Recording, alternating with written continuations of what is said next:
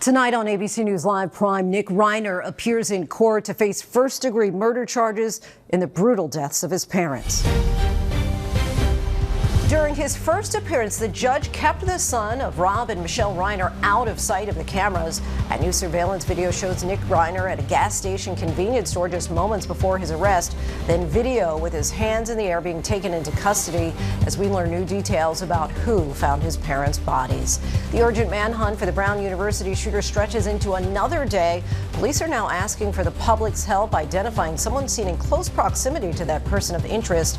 And new questions are growing about the school's security cameras and the lack of video from inside the building where the shooting happened. President Trump makes a primetime address touting the self-proclaimed successes of his first year in office, from immigration, the big beautiful bill, a warrior dividend, and the economy. Here at home, we're bringing our economy back from the brink of ruin. The last administration and their allies in Congress looted our treasury for trillions of dollars, driving up prices and everything at levels never seen before. I am bringing those high prices down and bringing them down very fast. It may not be the season for difficult conversations, but tonight, why over the holidays you should consider broaching the topic of living wills. What is the age that we really should be considering, hey, I need to go out there and get a living will? I would say once you get to a point where you're able to make your own decisions, so you could probably put around 18 or 19. Oh, really? Have you shipped your holiday gifts yet? Why the next few days are critical in order for those important packages to arrive on time. The silver screen adaptation of a couple of impersonators played by Hollywood royalty. Our sit down with Hugh Jackman and Kate Hudson about their new film, Song Sung Blue. It's a love story to tip jar musicians around the world, to being music. A fan. To being a fan, yeah. And family. From ABC News World Headquarters in New York, this is Prime with Linsey Davis. Good evening, everyone. I'm Linsey Davis. Thanks so much for streaming with us. We begin with the president's end-of-the-year address to the country tonight. The president ended up speaking from the White House's diplomatic room, bringing with him a list of grievances, claiming to have inherited a, quote, mess and a country that was dead under President Joe Biden. He added that some would say inflation and crime levels in America under President Biden were at its highest levels ever, though we do know statistics say otherwise.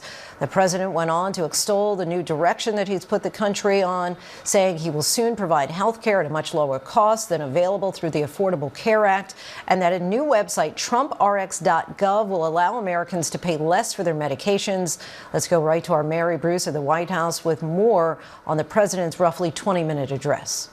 Tonight, President Trump making his case to the nation in prime time, as polls show Americans are increasingly dissatisfied with his handling of the economy. We had the worst trade deals ever made, and our country was laughed at from all over the world. But they're not laughing anymore. Over the past 11 months, we have brought more positive change to Washington than any administration in American history. A new Quinnipiac poll out today shows 65% of voters rate the state of the economy as poor or not so good, with 50% saying Trump's policies are making things worse. Tonight, 64% of voters say the cost of living is a very serious problem, 28% saying it's somewhat serious. And tonight, more than 20 million Americans are bracing for their insurance premiums to skyrocket when subsidies under the Affordable Care Act expire in just 2 weeks. In a remarkable turn, 4 moderate House Republicans defying House Speaker Mike Johnson, joining Democrats to try and force a vote to extend those tax credits. To not act on the ACA enhanced premium tax credit expiration, to me, is wrong. President Trump has promised a health care plan for about a decade now. On the debate stage, he said he had concepts of a plan, but he has yet to announce one. Congressional Republicans who can't agree on their own solution now under mounting pressure. I have not lost control of the House. Republicans want Trump to talk more about the cost of living and less about his White House renovations. Overnight, he announced the cost of his new ballroom has doubled from $200 million to $400 million. Soon you'll have a ballroom that's so big I can handle. And tonight, affixed to the walls of the West Wing colonnade, new bronze plaques, several inscribed with insulting descriptions of Trump's predecessors. The White House saying the president wrote many of them himself. I want to bring in our chief White House correspondent, Mary Bruce. What stood out to you in the president's address tonight? Well, the president is making a very impassioned pitch to the American people that his policies are working and that Americans need to stick with him. He obviously went heavy on the economy because he knows that while he's painting this rosy economic picture, that so many Americans simply aren't feeling that. He is well aware that he promised on day one that he was going to bring down prices, and he certainly knows what the polls are showing. As we've been talking about this evening, a new Quinnipiac poll showing 65% of voters say the state of the economy is poor or not so good. 50% saying Trump's policies are making things worse and hurting the economy. So the president there making his case. And while he insisted that he is bringing down prices and fast, we should be clear that the latest government data actually shows consumer prices are up 3% compared to 1 year ago. And people are feeling that at the grocery store. The president, I don't think, would come out and give a speech like this in the tone that we just heard from him if he didn't know that the issue of affordability and the cost of living present a huge challenge to his administration and to Republicans, especially as we head into the midterms. And you heard the president there promoting this idea of direct payments. He announced those direct payments of $1,776 to military service members.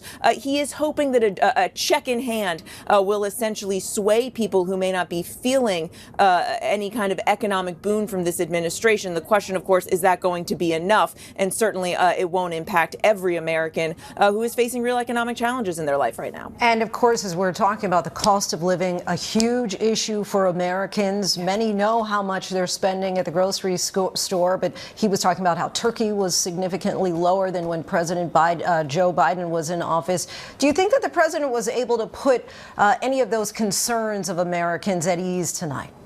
Look, I think it's a huge challenge. It is very hard to tell people that the numbers, to trust the numbers over what they are feeling in their own bank accounts and their own wallets. Look, we all see it when we go to the grocery store. I think it is something that so many Americans are really struggling with right now. And while he can come out armed with charts and numbers and figures, and, you know, he certainly seems to be cherry picking some of these figures here, it doesn't matter if you come out and essentially say to the American people, you know, happy days are here again, if they don't feel it. And I think it's interesting the tone, because there wasn't a lot of sort of empathy there, saying to Americans, look, I get it, this is tough, but we're going to get out of this together. That wasn't the tone. He was essentially trying to convince people that these policies are working and you know, that they need to stick with it. I did think it was telling that the president at one point said they are not done yet. And obviously, he's not even a full year into this term. There is a lot of work still to be done. And the president is trying to remind people, you know, stay the course. This will ultimately benefit you. The question is, how much time will voters give him? And just lastly, Mary, how common is this for a president to give an address at the end of the year to the American people? It's certainly not uncommon for the president to come out and one way or another give some kind of year-end address. It used to traditionally be more of a big year-end sort of formal press conference. This president, as he often does, going a different route, giving a solo prime-time address like this. But again, it is a venue and a scale of a production that usually is reserved for serious announcements, which goes to underscore the fact that the president knows that he faces some challenges here, and he's trying to right that course. All right, Mary Bruce from the White House. Joining us now to break this down a bit more is our team of ABC News contributors, Republican strategist and former Trump campaign senior advisor Danielle Alvarez, former New York Republican Congressman John Katko, and Democrat strategist and former national political director for the Hillary Clinton campaign, Amanda Renteria. Really appreciate you all coming on the show.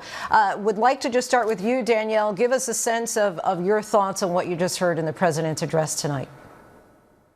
I think that the president took us a year in review of the year that we have experienced. As he mentioned, this is a mess that he inherited from Joe Biden and Democrats' failures. And it's important to acknowledge what was taking place when he put his hand on the Bible and became the commander-in-chief and the 47th president of the United States. He outlined the wins for the American people, but he talked about the continued focus and the continued work that his administration would do to deliver an America First agenda and to continue delivering wins. I think it was very important as we close out the year to reflect. It was very important as we approach the new year to look ahead and to understand what the president's focus would be as the leader leader of this nation, and I was very impressed at his ability to speak directly to the American people. It's no surprise that he chose a primetime address.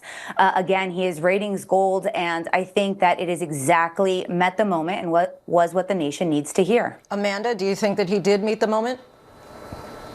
You know, I think we saw a president who didn't have any real policies to address what's going on around him. You are seeing unemployment rates higher than they've been in 4 years. Just today, energy prices, heating prices are expected to go up 9.2%. 20 million people are worried about their health care.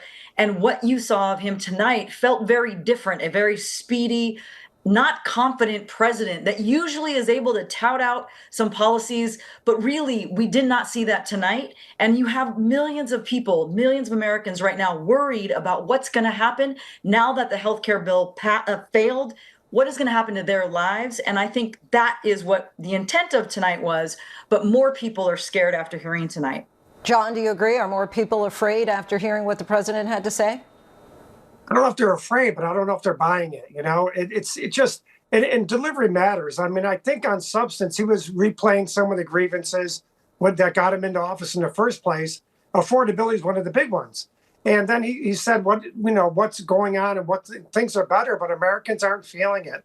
And the thing that really struck me most of all was he had an angry tone about him. And when you have an angry tone, that means you're upset about something. You're not happy with what's going on, not happy with the situation. And I think back to people who, during times of crisis and times of economic struggle in the past, who made you feel better about things. Ronald Reagan, JFK, or FDR in times of trouble. We're in times of trouble right now. A lot of blue-collar Americans are really struggling. This speech did not make them feel better, in my opinion. And even if you might be right on some of the substance, the delivery was really, really poor, I thought, in my opinion. Danielle, I want to go back to you. A new Quinnipiac University poll published today found that 54% of registered voters disapprove of President Trump's job performance so far. 40% approve. Did you hear anything from the president tonight that you think might help change voters' minds? Well, first of all, I would point out that this time in 2017, the president is currently a net 6 points better than he was at this time in 2017. And I think he hit the core things that he has tackled this year. Again, securing the border. It was a campaign promise that the president has delivered on. We know that inflation hit record highs under Joe Biden at 9%. Under Joe Biden, it was about an average of 7%. Under Donald Trump, it's about an average of 3%. We know he's unleashed American energy. We know that he has brought investments in manufacturing and jobs to this country as a result of his tariff policies. So again, I think that he has delivered on policies in his first year in office. He's going to keep delivering, and he remains laser focused on the American people and the job at hand. John, we heard a lot about the economy in the president's address. Democrats recently have been focusing on affordability and pocketbook issues in their messaging. Do you think that the president was able to regain any headway on the economic narrative tonight? I think the only way he's going to regain headway in the economic narrative is for the economic narrative to change. And that is unemployment rates of 4.6% right now. People still can't buy homes. Health insurance is about ready to skyrocket. People aren't feeling it. So even if everything she just said is right, which she is right, things are better statistically. People aren't feeling it. Unless and until they feel it, he is going to struggle, and our party, the Republican Party, is going to struggle. And I think he's looking at the tea leaves a bit. He's seen the polling. He's seen what might happen to the House. And I think he's starting to sense that the headwinds are going to be rough this year. And he seemed frustrated with that. And that was telling to me. And Amanda, I want to bring you back in here. Despite a lot of the cheery outlook of the state of the nation in Trump's speech, Democrats swept key off-year elections this November. Is momentum in their corner heading into the 2026 midterms? It absolutely is, but it's important that Democrats continue to talk about what's happening at the kitchen table. That is why a Democrat was able to win Miami right in his backyard by a 20-point swing. But the truth is, Democrats have got to continue to talk about these healthcare premiums, talk about what's happening at the kitchen table. That is what people need to hear. And frankly, right now, as we're going into the holiday season, it's more important than ever to really understand what folks are feeling when they think about the year ahead. Healthcare prices, grocery prices, heating prices. That's the kind of thing that every single elected official should be talking about tonight and going forward. Danielle, is Trump RX the White House's response to Democrats' demands of extending the Affordable Care Act subsidies? What the president doesn't want is subsidies paid directly to insurance companies. He's laid out a plan. He has laid out a vision, to make sure that there is transparency in the healthcare system, to make sure that dollars are being returned to the American people and that subsidies are not being paid to insurance companies. Obamacare is a failure. It doesn't work. There were two plans proposed by the House this week, one that would be a patchwork framework to address Obamacare and one that would be to overhaul it. We'll see what happens moving forward. There's a bill that has passed the House. It will now be presented to the Senate. But the president's vision has been clear. We need to lower costs. We need transparency. And through the power of executive orders, he has done favored nation drug pricing to make sure to lower the cost of drug pricing so that our citizens can be more competitive to the pricing that has been provided to the rest of the globe. Danielle, I want to just go back because initially you started to say that he laid out a plan and then you changed that to he laid out a vision. Republicans have said for more than a decade that Obamacare is problematic. Why do you think it is so difficult to come up with an actual plan? Well, Obamacare has been the law of the land, and again, it has been an absolute failure. And so what Republicans have done in Congress is, again, present two bills, one that is a patchwork to try to put the pieces together for the failures of Obamacare, and one that overhauls it overall. And now we have to see what the Senate is going to do with the bill passed by the House. But again, as I stated, the president has laid out a vision. He wants to lower drug prices. He does not want subsidies paid directly to insurance companies. He wants to make sure that the money goes to taxpayers and directly to the American people, not to the insurance companies. Danielle, John, Amanda, we thank you all so much for your time. Really appreciate you joining us. Next tonight to the latest developments in the murders of actor and director Rob Reiner and his wife Michelle. Their son Nick made his first court appearance in Los Angeles today. He's facing first-degree murder charges for the deaths of his parents. Trevor Ault reports now from Los Angeles. Tonight, Rob Reiner's son, Nick, making his first appearance in court, charged with his parents' murders. On behalf of Mr. Reiner, who's currently present in court, in custody. Shielded from the camera by this partition, Reiner was shackled, wearing a suicide prevention smock. Your Honor, if we could, I would like to ask for a continuance of the arraignment. He sat quietly, only speaking briefly, the judge asking him to confirm he wanted more time before entering a plea. Do you waive your right to a speedy arraignment? His arraignment is now pushed back to January. Outside the courthouse, his defense attorney, Alan Jackson, urged the public not to rush to judgment. There are very, very complex and serious issues that are associated with this case. These need to be thoroughly, but very carefully dealt with and examined. In new video, we're seeing the moment Nick Reiner was taken into custody Sunday. Cornered by police cars, his hands raised in the air. Just moments before his arrest, he was captured on this surveillance footage buying a drink at a nearby convenience store. Sources say early Sunday morning he had checked into this hotel in Santa Monica after police believe he killed his parents with a knife. Today, the medical examiner revealing their causes of death as multiple sharp force injuries. The LAPD says they were found in their bedroom.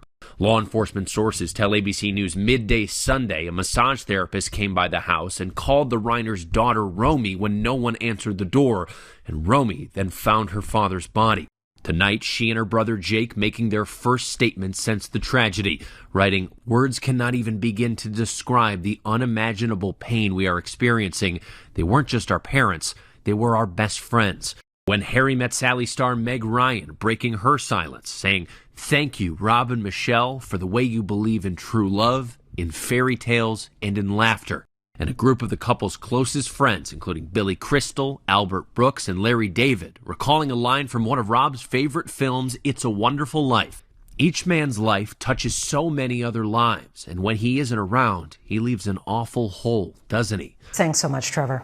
Tonight, there's growing frustration in the urgent manhunt for the gunman wanted in the deadly mass shooting at Brown University. Police are asking for the public's help to identify someone seen in close proximity to a person of interest.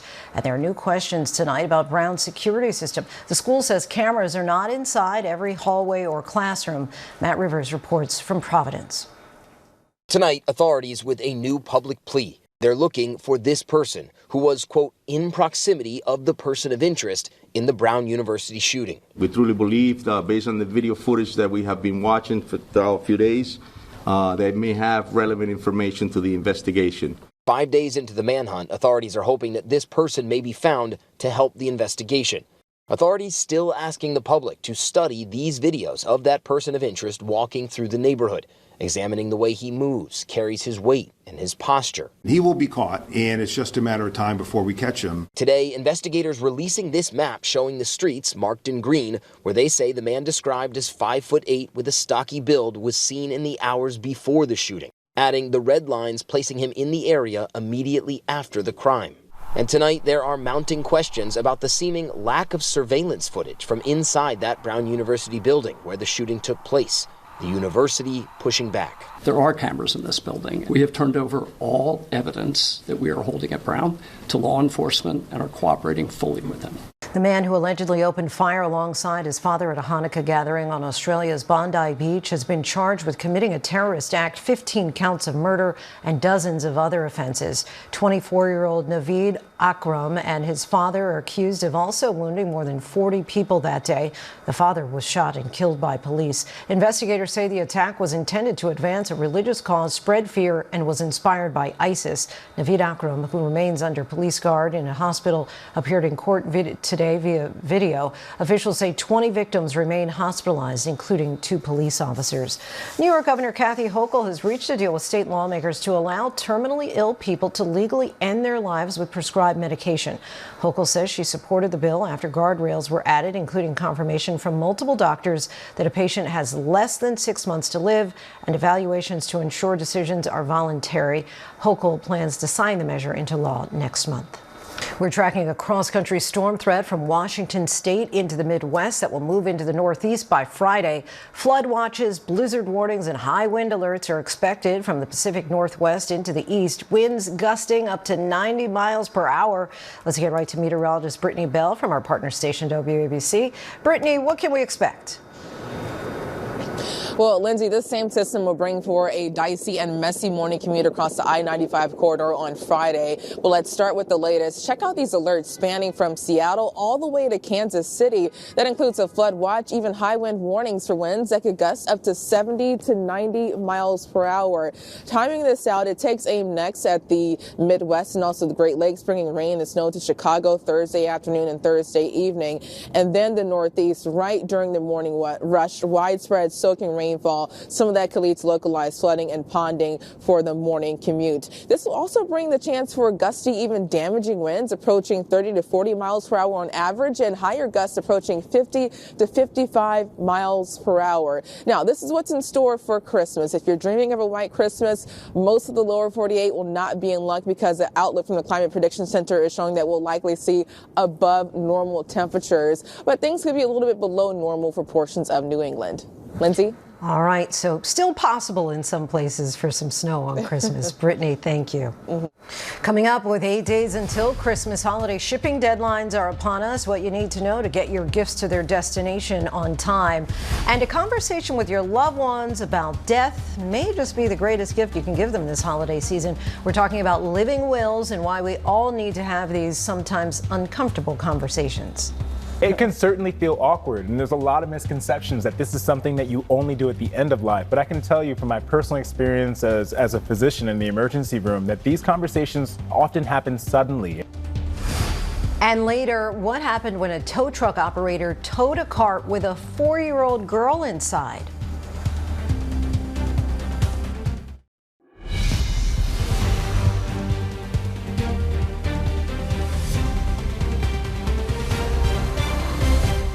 Welcome back, everyone. Check your list and seal up those packages because time is running out to ship your gifts in time for Christmas. Let's unwrap holiday shipping deadlines by the numbers. Today, December 17th, is the last day to ship packages via USPS Ground Advantage or first class mail in time for Christmas. It's the busiest week of the year of the U.S. Postal Service. They expect some 2.3 billion packages to be delivered this holiday season. That's up 5% from last year. And thanks to winter weather, USPS USPS reports active service alerts in more than 25 states. UPS, FedEx, and the Postal Service are all reporting on-time performance above 97%. But with billions of packages on the move, even 99% would still mean 1 million packages are delayed every day. If you're shipping with FedEx, today is the last day for ground and home delivery in some locations. You have until December 19th to ship using 3-day select at UPS. A plane crash at the UPS hub in Louisville, Kentucky on November 4th grounded the carrier's entire MD-11 cargo fleet. The company says the fleet will remain grounded for several months through peak shipping season. Each of those MD-11 aircraft can carry 20,000 packages. UPS says that they've shifted their operations to other planes and ground options. And if you're a last-minute Santa, your last option for Christmas delivery is FedEx same-day delivery on December 24th, offered only in select cities. So what can you do to ensure your gifts are delivered on time? We have Heather Herzog to the rescue, chief retail analyst at H² Research, to share all her wisdom. Thanks so much for joining us, Heather. Let's look at those shipping deadlines again. After today, do shipping costs get significantly more expensive? Oh, yeah, Lindsay, we're talking significantly more expensive. So today is really the last day where you can ship things and have it be more affordable. You are looking at a little bit of an increase if you start looking at FedEx. But if you look at something like Priority Mail and Priority Mail Express, December 18th is probably the last day you can really ship on that for Priority Mail. And December 20th is when the last day you could ship for Priority Mail Express and have it be affordable. Anytime after that, you're looking at something like at least a 50 to 100% markup on those shipping dates. So sure, your package may get there by the 24th if you ship on the 22nd, but look to spend something like double what you would normally spend on express delivery for FedEx, USPS, and UPS. And what is the performance looking like for packages moving with different carriers? Well, you said it in the graphic, right? You are looking at, UPS and FedEx are probably the two best shipments coming in at around 98 or 99% rate, and USPS at 97%. But in terms of reliability, I would probably go with those two. But to your point, you're still looking at almost 1 million packages that may or may not be delivered on time. What advice do you have for people who still need to ship their gifts? Well, there's a couple things. You want to make sure that you're looking at the tracking. That is certainly something that you have to be on top of. You want to try to ship as early as possible, right? And you are also considering curbside delivery and pickup. That's probably the most efficient that you could do when you're coming down to the deadlines. But if you're really coming down to the wee hours and you still haven't shipped anything, you still need those packages, I suggest doing Amazon Prime. If you are a Prime member, you can ship or you can have things delivered up until December 24th for same day, up to 9,000 different products. So if you are desperate, go that route. If you can be a little bit more on top of it, I suggest trying to get those shipments out by Friday, or at the very least Saturday, so you don't get hit with lots of charges and you can ensure that those packages get delivered. All right, some good advice there. Heather Herzog, thanks so much. Coming up, 90% of kids who died from the last flu season were unvaccinated, and now new numbers show even fewer kids are getting the vaccine. And now quick-thinking police officers rescued 3 people from their car as it sunk into an icy pond. Welcome back to Prime. Here's a look at the stories making headlines right now. As tributes pour in, honoring the legacy of actor and director Rob Reiner and his wife Michelle, new details are emerging about their final hours. Their son Nick Reiner made his first court appearance in Los Angeles today. He faces first-degree murder charges for the deaths of his parents. New surveillance footage is also helping authorities shape a possible timeline of the murders. A search for the Brown University shooter who killed 2 students and injured 9 others has intensified. The manhunt is now in its 5th day, and the FBI still has not found the suspect. Authorities are asking for the public to study photos and videos of a person in proximity to that person of interest. Meanwhile, the university has received some pushback for the apparent lack of surveillance footage from inside the building. Flu vaccination rates among children have plummeted compared to pre-pandemic levels. According to data from the CDC, roughly 40% of kids got their flu shot this year. That's 10% lower than this time in 2019. The decline comes as flu deaths among kids hit a record high last season. 90% of kids who died were unvaccinated. And will you be the one who buys that winning ticket worth $1.25 billion? The Powerball jackpot prize surged. It's now the 6th largest prize ever, according to Powerball, with a cash value of more than $572 million. There have been 42 consecutive drawings without a winner. The next drawing is tonight. And still ahead, how do you wish to be cared for if you become ill or can't make decisions for yourself? And what steps would you want a family member to take? We're talking about living wills tonight and how to guide loved ones in a difficult but essential conversation. Plus, Melania, the film, is coming to a theater near you. The new documentary offers an inside look at the First Lady's journey to the White House. That's all coming up.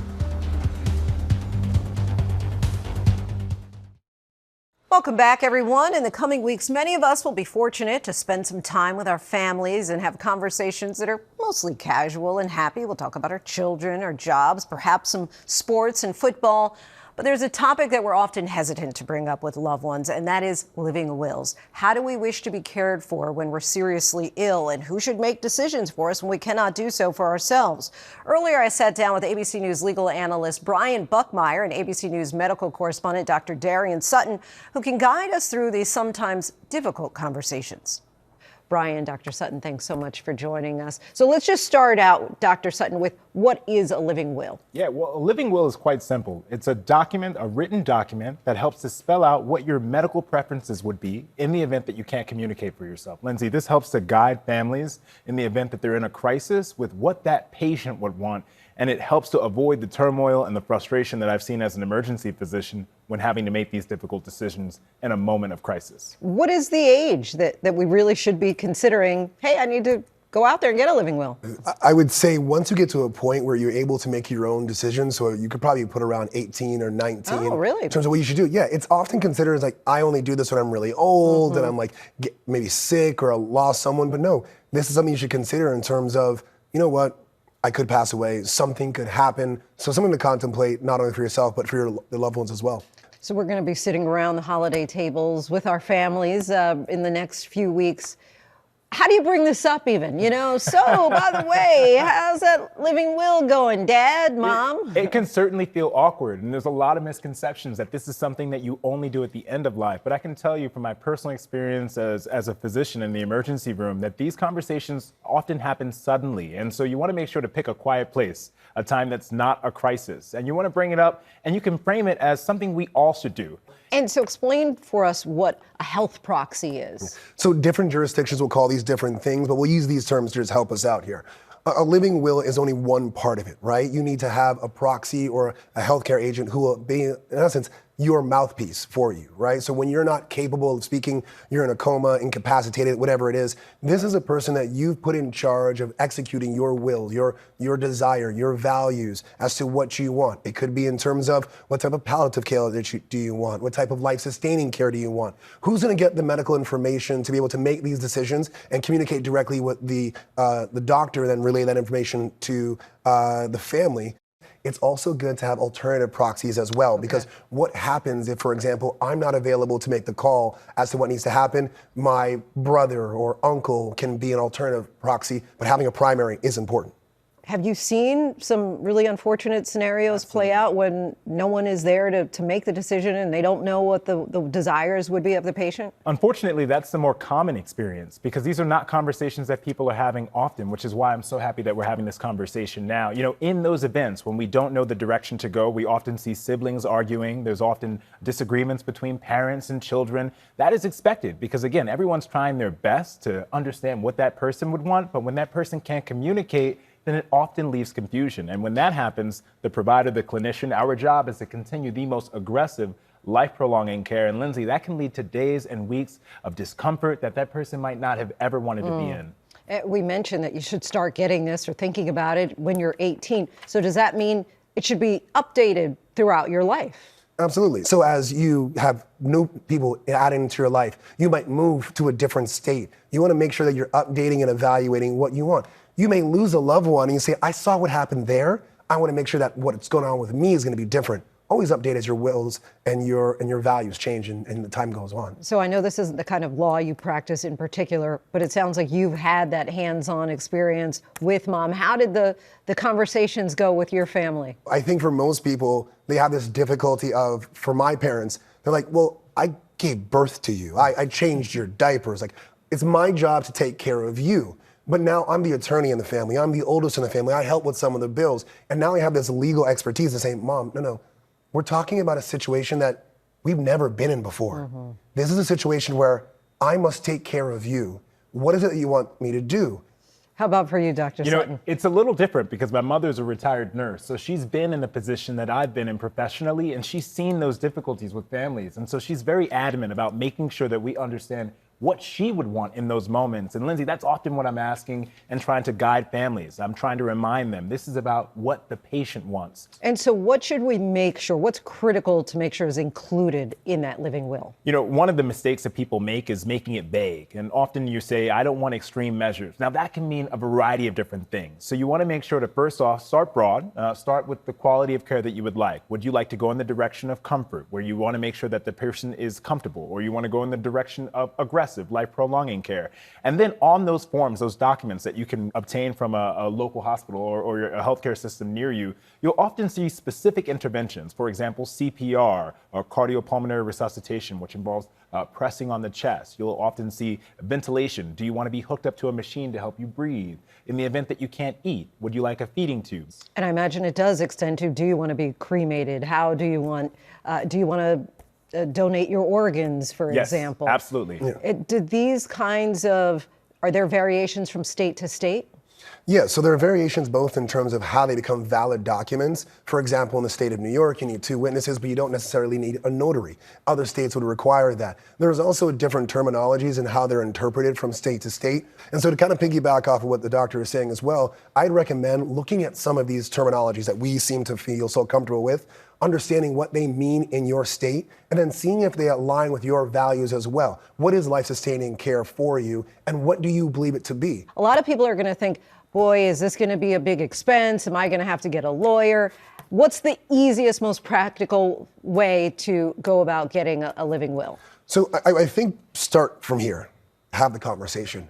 Understand what that person's values are. And then from there, as the doctor said, there are different states that have different resources, whether it be at the AG's office, where they have entire pamphlets and sometimes even have templates that you can follow. You can go to your local hospital as well. If it does get to a point, especially where there's a large family and maybe a lot of siblings who might have different values or ideas, maybe then you're going to look into getting an attorney. But a lot of these can be done with just the 2 individuals themselves or the family small unit.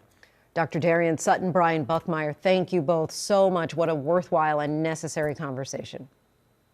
And coming up, who will be the new owner of Warner Brothers? Their board weighed in today with a unanimous decision on how shareholders should decide between 2 competing offers. And the movie Song Sung Blue comes out Christmas Day and stars Hugh Jackman and Kate Hudson. They're here to explain how a film about a real-life Neil Diamond impersonating duo went from documentary to Hollywood feature. Stay with us.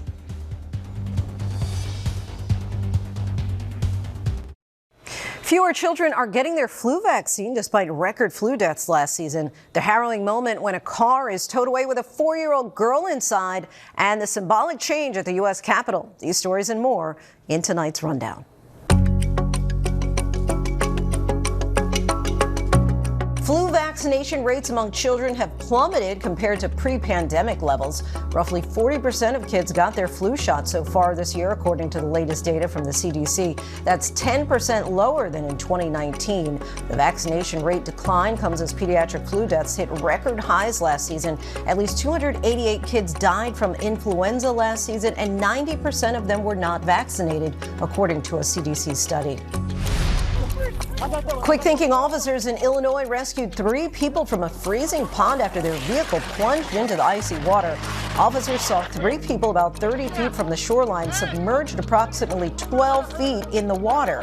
Come on, let's go, come on, come on. One by one, the passengers were brought to shore and were treated for minor injuries. According to the Glendale Heights Police Department, the air temperature was just 1 degree Fahrenheit at the time of the rescue. Officials said the driver of the vehicle was later charged with driving under the influence. The board at Warner Brothers Discovery says that its members unanimously recommended that shareholders reject Paramount Skydance's bid for the company in favor of Netflix's earlier bid. The Warner Brothers board said that Netflix's bid is a superior offer with more certain value for shareholders. The winner of the bidding war will get a huge advantage in the streaming wars by locking up the storied content library owned by Warner Brothers. A Florida tow truck driver has been charged with a felony after allegedly towing a car with a 4-year-old girl inside. According to the arrest report, the father told officers he was inside a restaurant when the tow truck began towing his car. He then ran outside and banged on the tow truck window to alert the driver, but the driver ignored him and drove off. According to the arrest report, the 4-year-old girl then fell out of the vehicle and onto the road. Tow truck driver Sergio Suarez was charged with child neglect and was released on a $10,000 bond, according to records.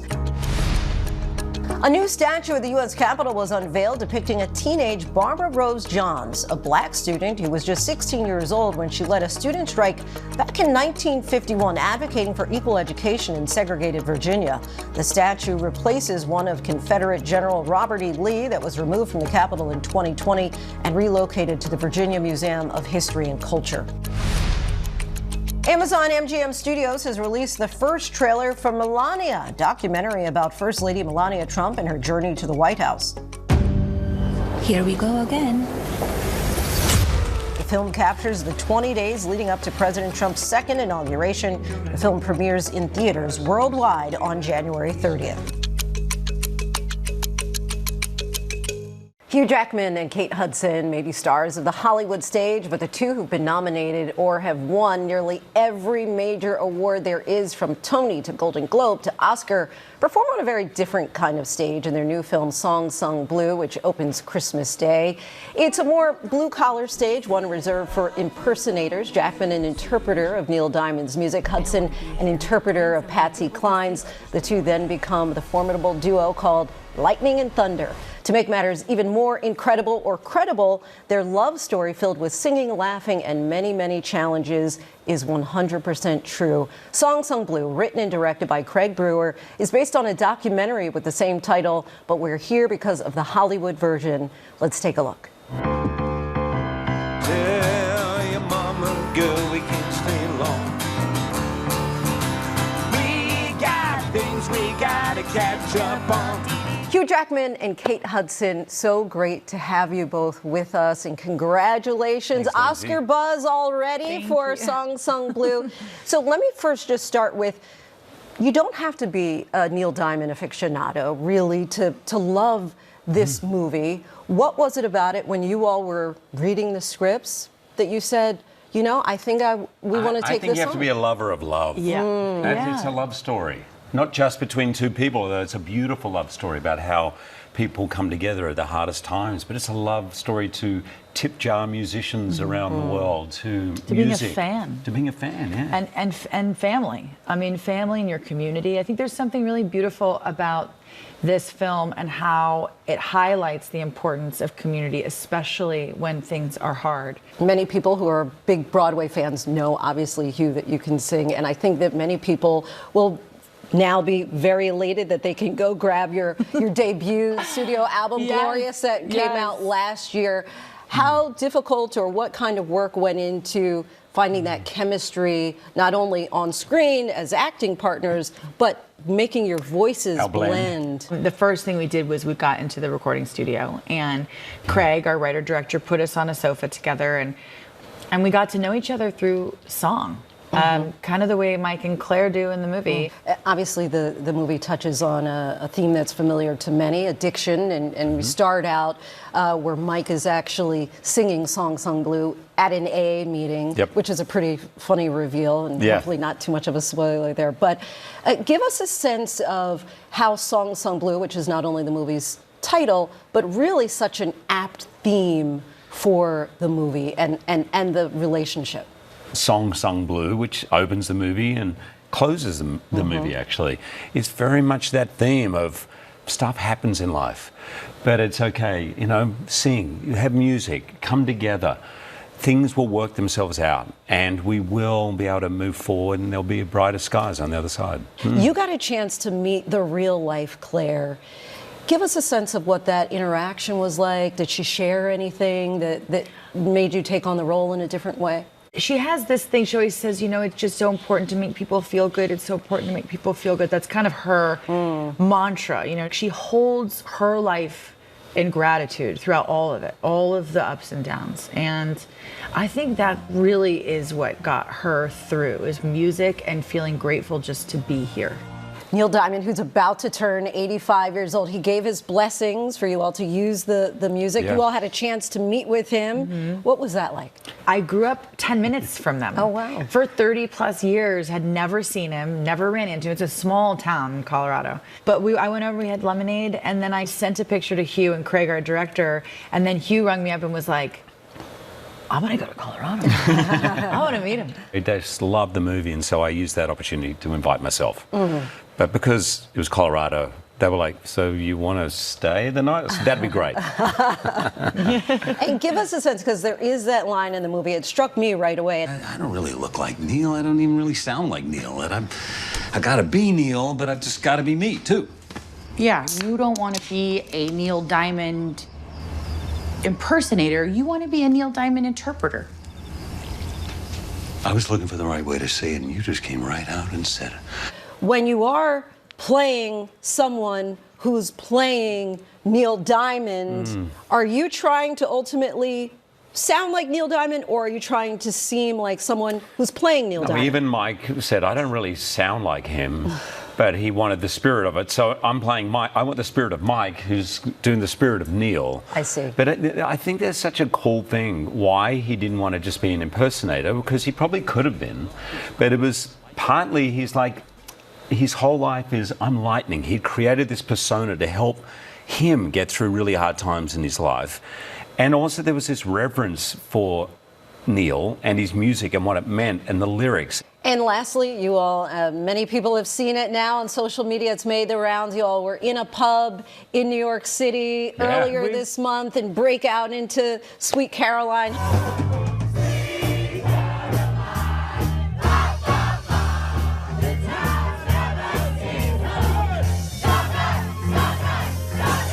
How did that come about? We've done a couple now, which has been really fun. We just you know, happen upon certain places every once in a while. But that was, Hugh is a small... I'm a part owner of this pub in here, in Aussie. It's the only Aussie pub in this. So if you want to have a great time and be around a lot of Aussies, go there. I mean, Aussies love to party. They're so much fun. But we did it because that's the spirit of this movie. Mike and Claire, they performed at their own wedding because that's what would be the most fun. That's what they love to do more than anything, you know. And they every would get time up in I pubs. walk into a place now that has a live band and I know Hugh's going to be there, I'm like, hide the band. Hide the band or we'll be singing. Kate, Hugh, we thank you so much for the time. Really appreciate the conversation. Thanks, Linsey. Thank you. Happy holidays. Song Sung Blue opens in theaters nationwide on Christmas Day. That's our show for this hour. I'm Linsey Davis. Be sure to stay tuned to ABC News Live for more context and analysis of the day's top stories. Thanks so much for streaming with us.